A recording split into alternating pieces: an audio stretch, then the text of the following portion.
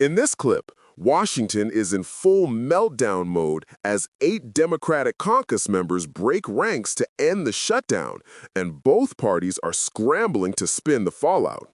We've got frustrated Democrats, furious progressives, Republicans calling it a collapse, and commentators blasting Chuck Schumer for losing control of his caucus. Let's begin with Madeline Rivera live from Washington with the latest on when we can expect this shutdown to officially end. Maddie, good morning. Good morning, Todd. Well, the vote the Senate took overnight is the first step in a series of procedural maneuvers. And of course, the House will have to vote on the package, too. So it will take a few more days before the government reopens. But Sunday's vote was the first clear sign that a bipartisan deal had been reached after a roughly 40-day stalemate. The Senate voted 60-40 to back a revamped GOP funding bill that would keep the government open until the end of January. 8 Democrats joined Republicans to pass the bill, including Senate Minority Whip Dick Durbin, Senators Tim Kaine, Catherine Cortez Masto, and Jackie Rosen, among others. This is the beginning to show and fight for Americans across the country. Let me just say this. With the government open, we can focus on passing a full bipartisan budget for 2026. I understand that not all of my Democratic colleagues are satisfied with this agreement, but waiting another week or another month wouldn't deliver a better outcome. So let me be clear. No one in the Senate chamber wants to extend the ACA tax credits more than I do. I joined this group to make sure that we could get important protections for federal employees. And what we have in this bill is the restoration of all the furloughed employees and a guarantee of their back pay. This is where the cracks show. Democrats are bragging about wins, but the only real concession was restoring pay for furloughed employees, something that should have never been in question. Nothing transformative, nothing worth a shutdown. So despite them touting what they did get, these Dems are facing criticism from their party because the package does not include a deal on Obamacare subsidies. It only includes a guarantee on a vote for the tax credits, far from what progressives and Senate Minority Leader Chuck Schumer had pushed for. Tonight, 8 Democrats voted with the Republicans to allow them to go forward on this continuing resolution. And to my mind, this was a very, very bad vote. We got a lot of work to do, but to be honest with you, tonight was not a good night. This is the moment Democrats look divided, exposed, and outmaneuvered. When your own members say your Senate leader should be replaced, that's not healthy debate. That's a mutiny. And it proves Republicans didn't have to win anything. They just had to let Democrats fight themselves. Democratic Congressman Khanna is already targeting Schumer, saying Senator Schumer is no longer effective and should be replaced. If you can't lead the fight to stop health care premiums from skyrocketing for Americans, what will you fight for? Moving forward, senators need to reach a time agreement before holding a final vote on the package. Then it will only need a simple majority to pass the upper chamber. Todd. Miles to go before we sleep. Maddie, thank you. With that, let us bring in former advisor to Donald Trump, Jason Miller. And Jason, you heard in Maddie's report the Democrats touting all of the things that they got. But to me, they didn't really get anything. All they got was a promise to hold a vote on Obamacare subsidies. So, Jason, what was the point of all this?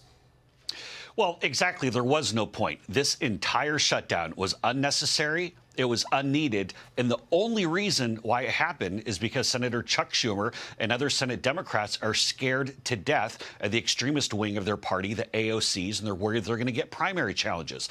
I really think that there's going to be a reckoning here, both from Americans, travelers who were stranded at airports or had flights canceled, members of the military who had to stand in line for food banks because they didn't have money coming in because of what the Senate Democrats did. And also, I think there'll be a reckoning, as we saw from Khanna saying this about Senator Schumer, from the extremist left within the Democrat base saying, Chuck Schumer, why did you cave? So this was completely unnecessary. It was unneeded all along. Senator John Thune said, just simply pass the continuing resolution, open government, then we could talk about health care. But instead, Chuck Schumer decided to hold everybody hostage. Again, the exact same continuing resolution that everybody voted for back in March. This is where the hypocrisy hits hardest. If the bill they pass now is the same bill they could have passed months ago, then the shutdown wasn't a strategy. It was a stunt. A stunt that hurt workers, military families, travelers, and the economy, all to end up right where they started. Republicans know this makes Democrats look disorganized and reactive. Nothing changed except for the primaries from the left that you just mentioned. For the rest of this week, Senate Democrats can really do this the easy way, or they can do this the hard way. They can fast track the process to get this to the House quickly, or they can force it to just drag on all week long. Which path do you think the Democrats in the Senate will choose? I think even though many of the Senate Democrats will echo the thoughts of Bernie Sanders saying that they didn't like this vote, I think the reality is that the vast majority, the biggest group of Senate Democrats, are glad that some of their colleagues caved because this is what everybody wanted. There was no one at home who was saying, Senators, thank you for keeping the government shut down. This was massive chaos. We saw what it did to the markets. We saw from Secretary Bessent saying the impact that this has had on the economy. And Americans want to get going with life. And we don't want to be held up and held hostage by nonsense political games. All right, I'm going to put this in the category of good news, even though obviously we didn't need to get here this way. This other thing could really be good news. Let's get to this now. President Trump promising a tariff dividend to all Americans. Quote, people that are against tariffs are fools. We are now the richest, most respected country in the world with almost no inflation and a record stock market price. 401ks are highest ever. We are taking in trillions of dollars and will soon begin paying down our enormous debt, $37 trillion. Record investment in the U.S., plants and factories going up all over the place. Here's the key part, Jason, a dividend of at least $2,000 a person. This is where the messaging hits maximum contrast.